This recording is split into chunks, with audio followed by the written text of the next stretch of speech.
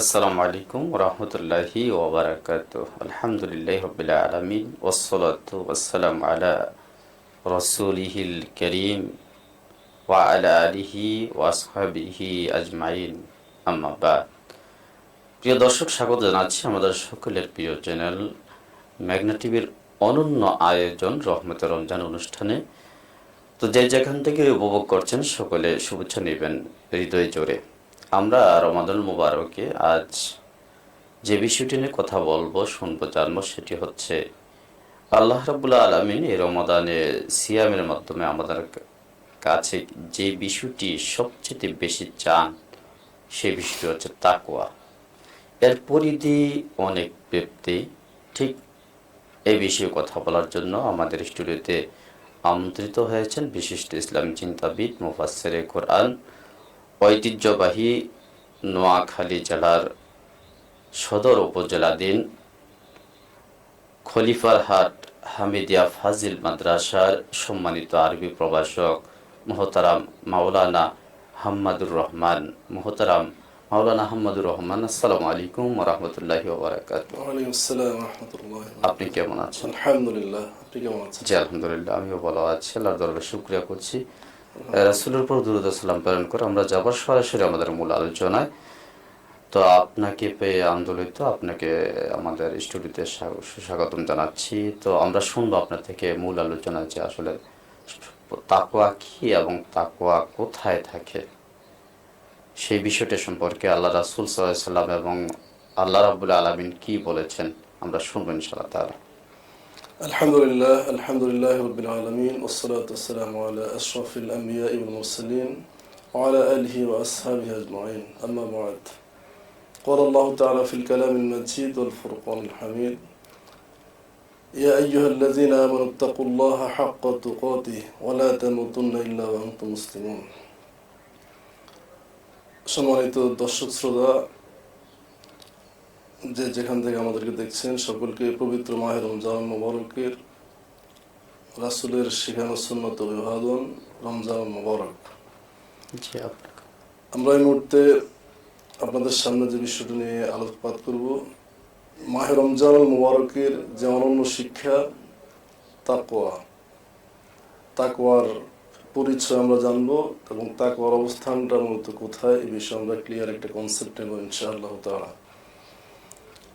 আল্লাহ রাব্বুল আলামিন মাহে রমজান মুবারক উম্মত মুহাম্মাদের জন্য আল্লাহর পক্ষ থেকে একটি শ্রেষ্ঠ উপহার, ইবাদত করে আল্লাহর একান্ত নিকটবর্তী হওয়ার অনন্য একটা সুযোগ, একটা অপার। এই রমজান মুবারক আল্লাহ রাব্বুল আলামিন উম্মত মুহাম্মাদকে দিয়েছেন। এর মাধ্যমে আল্লাহ তাআলা আমাদেরকে তাকওয়াবান করতে চান, মুত্তাকিনদের দলভুক্ত করে আমাদেরকে জান্নাতে নিয়ে যেতে চান। সেজন্য আমরা তাকওয়ার পরিচয় একটু জানার প্রয়োজন। তাকওয়াটা আসলে কি? তাকওয়া শব্দটি প্রচলিতভাবে আমরা যে অর্থ করে থাকি আল্লাহর ভয়, তো এটি হচ্ছে তাকওয়ার প্রচলিত অর্থ। মূলত ভয় বোঝানোর জন্য কোরআনুল কারীম আল্লাহ তাআলা দুইটা শব্দ স্পেশালিস্ট প্রয়োগ করেছেন।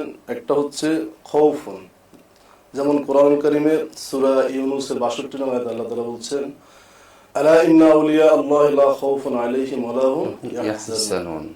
যারা আল্লাহর বন্ধু তাদের কোনো ভয় নাই, কোনো চিন্তাও নেই। ভয় বোঝানোর জন্য কোরআনুল কারীমের সূরা মুলুকের ১২ নম্বর আয়াতে আল্লাহ তাআলা বলছেন, আল্লাযীনা ইয়াখশাউনা রাব্বাহুম বিল গায়ব লাহুম মাগফিরাতুন ওয়া আজরুন কাবীর। যে যারা আল্লাহকে ভয় করে, অদৃশ্যের উপরে ঈমানের যারা আল্লাহকে ভয় করে, তাদের জন্য রয়েছে আল্লাহর পক্ষ থেকে বড় পুরস্কার। তারা আমরা বুঝলাম যে ভয় বোঝানোর জন্য কোরআনুল কারীমের খাশিয়াতুন এবং খাউফুন এই দুইটা শব্দ আল্লাহ তাআলা প্রয়োগ করেছেন বেশি, এবং সবচেয়ে বেশি প্রয়োগ করেছেন আপনার যে তাকওয়ার যে ইয়া আইয়ুহাল্লাযিনা আমাত্তাকুল্লাহ হাক্কা তুকাতিহি ওয়া লা তামুতুন্না ইল্লা ওয়া আনতুম মুসলিমুন। আল্লাহ রাব্বুল আলামিন আবার বলেছেন ইয়া আইয়ুহান নাসুত্তাকু রাব্বাকুমুল্লাযী। আল্লাহ বিভিন্ন জায়গায় আমাদেরকে বেশিরভাগ ওই যে ওয়াকাফ ওয়াকিয়ুন থেকে যেই শব্দ আসছে ওইটা দিয়ে আমাদেরকে বেশি পরিশুদ্ধ করার চেষ্টা করেছেন। জি শুনবো আপনার কথা। তো আমরা যে তাকওয়ার প্রচলিত অর্থ আমি যেটা বলেছি আল্লাহর ভয়, আর উৎপত্তিগত তাকওয়ার অর্থ হচ্ছে মৌলিকভাবে তাকওয়ার যে অর্থটি যেটি আপনি একটু আগে বলেছেন, তাকওয়া শব্দের মূলত ওয়াকিউন থেকে, যার অর্থ হচ্ছে নিজেকে বাঁচিয়ে রাখা, রক্ষা করা, সেভ করা, ফরহেজ করা।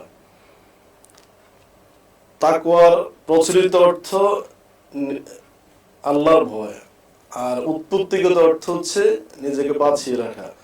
দুটা যদি আমরা সমন্বয় সাধন করতে চাই তাহলে অর্থটা হবে এমন যে একজন মানুষ আল্লাহকে ভয় করে মূলত নিজেকে পাপ কাজ থেকে বাঁচিয়ে রাখেন, আল্লাহর ভয় থেকে সে নিজেকে অন্যায় অনৈতিক কর্মকাণ্ড থেকে নিজেকে বাঁচিয়ে রাখেন।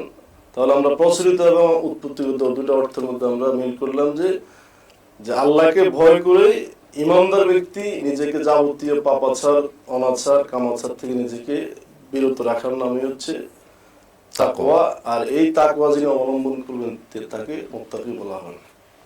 তাকওয়ার সংজ্ঞা যদি আমরা যাই, সংজ্ঞাটা আমরা এভাবে বলবো যে হিয়া সিফাতুন নাফসি তাহমিলুল ইনসান আলা ফিলিন মা আমারাল্লাহু আও ইমতিনাউ আনহু ওয়া নাহা আনহু। অর্থাৎ তাকওয়ার সংজ্ঞা যদি আমরা দিই সেখানে আমরা দেখতে পাবো, সেখানে বলা হয়েছে এটি মানবিক এমন একটি মর্যাদাপূর্ণ গুণ যেটা একজন মানুষকে এমন কাজ করতে উদ্বুদ্ধ করে যা আল্লাহ তাআলা আদেশ করেছেন, আর এমন কাজ থেকে নিজেকে বিরত রাখার জন্য উদ্বুদ্ধ করে যেটা আল্লাহ তাআলা নিষেধ করেছেন। হযরত আব্দুল্লাহ ইবনে মাসউদ রাদিয়াল্লাহু তাআলা আনহু, হযরত আব্দুল্লাহ ইবনে আব্বাস রাদিয়াল্লাহু তাআলা আনহু তাকওয়ার সংজ্ঞাটা এভাবে দিয়েছেন যে আল্লাহর আদেশকৃত কাজগুলো পালন করা, নিষেধকৃত কাজগুলো বর্জন করাটাই হচ্ছে কি তাকওয়া। যে তাকওয়ার আরেকটু ডিপলি আমরা যাব, যেটা আল্লাহ রাসূলের সাহাবী হযরতে ওমর ফারুক রাদিয়াল্লাহু তাআলা আনহু হযরত কাবুল আহবারকে একদিন প্রশ্ন করলেন, তার থেকে জানতে চাইলেন যে আপনি তাকওয়ার মিনিংটা একটু আমাকে বলেন, তাকওয়াটা কি? তখন তিনি তাকওয়ার অর্থ না বলে একটি উদাহরণ দিলেন এইভাবে যে আপনি কখনো এমন একটা পথ দিয়ে হেঁটেছেন যে পথের দুই দিকে কাটা, মাঝখানে চিকন সরু কাঁটাযুক্ত লতাপাতাযুক্ত সরু রোড রয়েছে, যেটার দুই দিকে কাটা ছড়িয়ে ছিটিয়ে দেওয়া হয়েছে। তিনি বললেন হেঁটেছি। ওই পথটা আপনি কিভাবে অতিক্রম করেছেন? তখন তিনি বললেন আমি যখন দুই দিকের কাটাযুক্ত পথের মাঝখান দিয়ে হেঁটেছি এমন বেশি সতর্কতা অবলম্বন করে আমি পথটা অতিক্রম করেছি যাতে করে দুই দিকের কাটা লেগে আমার শরীর ক্ষতবিক্ষত না হয়, শরীর থেকে রক্ত বের না হয়, আমার জামা কাপড় ছিঁড়ে না যায়। এজন্য আমি নিজেকে অনেক বেশি আটসাট করে নিজের জামা কাপড় সতর্কতা অবলম্বন করে কাটার থেকে নিজেকে বাঁচানোর জন্য নিজেকে আটসাট করে জামা কাপড় গুটিয়ে নিয়ে আমি অনেক সতর্কতা অবলম্বন করে ওই পথটা অতিক্রম করে আমার গন্তব্যে পৌঁছে গেছি। তখন তিনি বললেন এটাই হচ্ছে তাকওয়া। এখান থেকে আমরা কি বুঝলাম যে একজন পথিক দুই দিকের কাঁটাযুক্ত পথের মাঝখান দিয়ে হাঁটার সময় যখন তার দুই দিকে কাঁটাগুলো আসলো, সে ওই সরল সঠিক পথ অনুসরণ করে তার গন্তব্যে পৌঁছার জন্য ওই কাঁটাগুলো থেকে নিজেকে বাঁচিয়ে বাঁচিয়ে তার গন্তব্যে পৌঁছার জন্য সর্বোচ্চ সতর্কতা অবলম্বন করে সে পথ অতিক্রম করলো। আমি আপনি এই পৃথিবীতে আসার পরে, মানুষ হিসেবে আসার পরে আমাকে আপনাকেও এই দুনিয়ার জমিন কিভাবে চলতে হবে সেজন্য আল্লাহর পক্ষ থেকে আমাদের জন্য একটা নির্দিষ্ট পথ, রাস্তা দেখিয়ে দেওয়া হয়েছে। সেই পথটা হচ্ছে সিরাতুল মুস্তাকিমের পথ, যে পথের প্রার্থনা বান্দা আল্লাহর কাছে কিভাবে করবে আল্লাহ তাআলা কোরআনুল কারীমের সূরা ফাতিহার শুরুতে, সূরা ফাতিহার মধ্যে আমাদেরকে সেটা এভাবে দোয়া করার জন্য বলেছে, ইহদিনাস সিরাতাল মুস্তাকিম। বান্দা আমার কাছে এই বলে প্রার্থনা করে, আল্লাহ আপনি আমাকে সরল সঠিক পথ দেখান। এই সরল সঠিক পথটা যখন আমি চলতে যাব তখন আমার ওইখানে তো দুই দিকে কাটা, আমার আপনার চিরশত্রু যে যাকে আল্লাহ অভিশপ্ত করার পরে সে আল্লাহর সামনে চ্যালেঞ্জ করেছিল লা আকুদান্না লাহুম সিরাতাকাল মুস্তাকিম, আপনি আমাকে অভিশপ্ত করে দিলেন, জাহান্নামীদের লিডার আমাকে বানালেন, তবে আমি দেখে ছাড়বো কারা আপনার এই সরল সঠিক পথে চলতে চায়। ওই পথের মাঝখানে আমি বসে থাকবো, সুম্মা লা আতিয়ান্নাহুম মিন বাইনি আইদিহিম ওয়া মিন খালফিহিম ওয়া আন আইমানিহিম ওয়া আন শামাইলিহিম। সে বলেছিল আমি বনি আদমের ডান দিক থেকে আক্রমণ করবো, বাম দিক থেকে আসবো, পিছন থেকে আসবো, সামনের দিক থেকে আসবো, চতুর্দিক থেকে এসে তাকে আমি সত্য পথ থেকে বিচ্যুত করার জন্য আমার শত প্রকারের ষড়যন্ত্র কলা কৌশল আমি অ্যাপ্লাই করব, চেষ্টা অব্যাহত থাকবে। এর ভিত্তিতে আপনি দেখবেন ওলা তাজিদু আকসারহুম শাকিরিন, আপনার কৃতজ্ঞ বান্দা আপনি অনেক কম সংখ্যক পাবেন। এই দৃষ্টিকোণ থেকে আমরা যেটা তাকওয়ার অর্থ বলেছি, নিজেকে বাঁচানো, ওই পথিক পথ চলার সময় নিজেকে কাঁটার থেকে মুক্ত করলো একজন ইমানদার ব্যক্তি, যিনি মুত্তাকি হতে চান, যিনি তাকওয়ার বৈশিষ্ট্য অর্জন করতে চান, রমজানের মাধ্যমে যিনি খোদাভীতি অর্জন করে আল্লাহ ভীরু হয়ে মুত্তাকিনদের দলভুক্ত হতে চান, তিনি যখন এই পথ চলতে যাবেন পুরো জীবনব্যাপী শয়তানের পক্ষ থেকে পাপের কাজ নামক চতুর্দিকে যে কাঁটাগুলো বিছিয়ে রাখা হবে, তিনি কখন এই পাপের সাথে নিজের শরীরের মিশ্রণ ঘটাবেন না।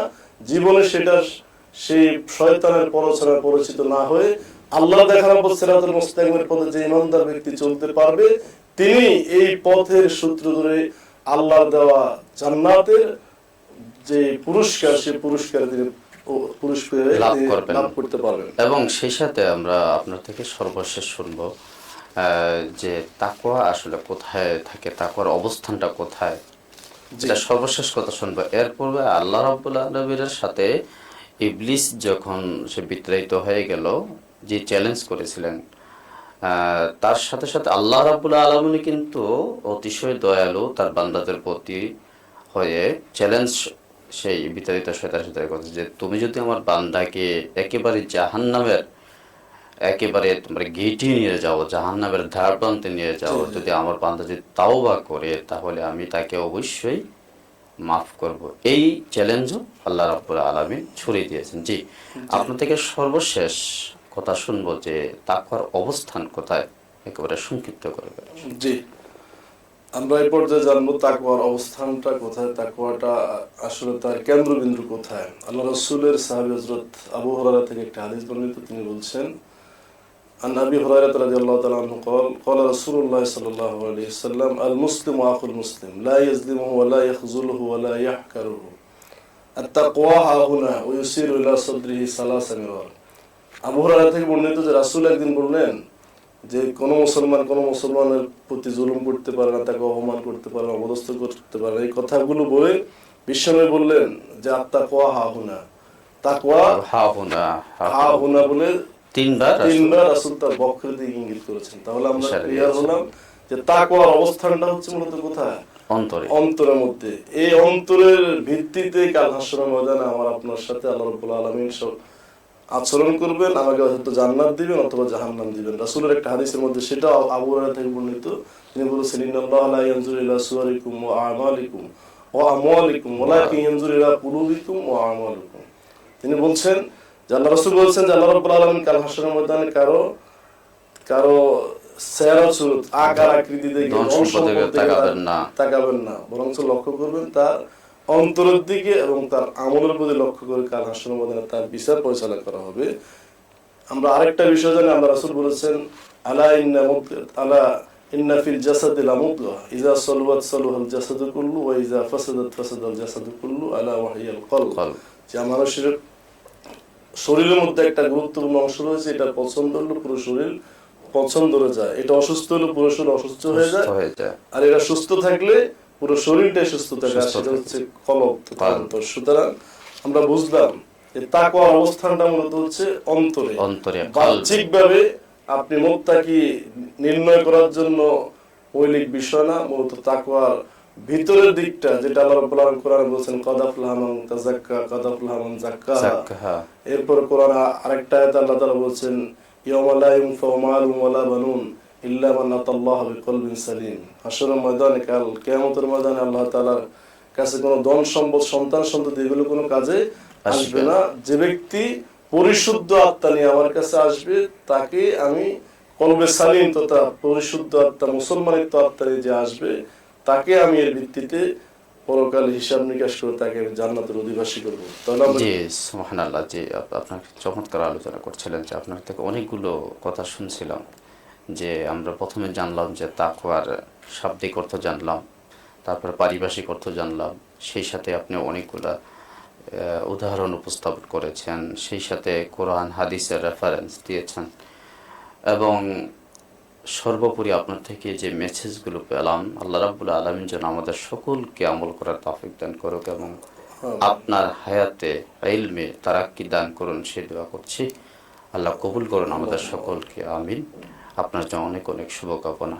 প্রিয় দর্শক, আমরা এতক্ষণ পর্যন্ত উপভোগ করছিলাম মেঘনা টিভির অনন্য আয়োজন রহমতে রমজান অনুষ্ঠান। তো আজ এখানে শেষ করব। শেষ করার পূর্বে আপনাদের সকলের সুস্থতা কামনা করে ঠিক একই সময় একই চ্যানেলে আগামী পর্ব দেখার আমন্ত্রণ রইল।